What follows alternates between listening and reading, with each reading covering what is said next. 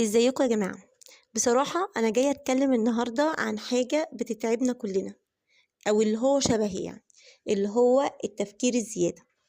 عارفين لما الواحد يفضل يفكر لحد ما يتعب من كتر التفكير؟ أنا مثلا ممكن أكون قاعدة عادي جدا بشرب مج نسكافيه، وفجأة عقلي يقول لي: فاكرة لما قلتي لصاحبتك إن شعرها شكله غريب، يمكن زعلت منك؟ طب يعني إيه المطلوب دلوقتي؟ أبعت لها اعتذار رسمي بعد 5 سنين؟ التفكير الزايد ده بيخليك تصحى الساعة 3 الفجر وتفكر في موقف حصل في 2014 مثلا، يعني وانا نايمة كده، مش سايبني برضو في حالي. بس بجد بقى التفكير الزايد ده بيخلينا نعيش 100 سيناريو ما حصلوش اصلا. هديكم مثال: واحدة بعتت رسالة لخطيبها مثلا، العقل يبدأ يشتغل. لو هو ما ردش على طول، يعني اتأخر شوية في الرد، ايه ده؟ هو زعل؟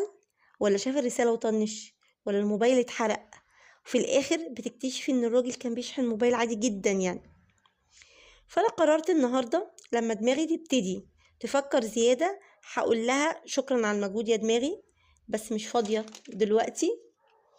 اللي بيفكر كتير زي يا جماعة يكتب لي في الكومنتات، ونعمل جروب كده دعم رسمي للتفكير الزايد.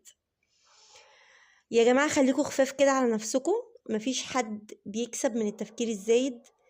الدنيا مش مستاهلة بجد والله. الموضوع طبعا كبير، مش مجرد ان احنا هندي اوردر لدماغنا كفاية كده يبقى كفاية.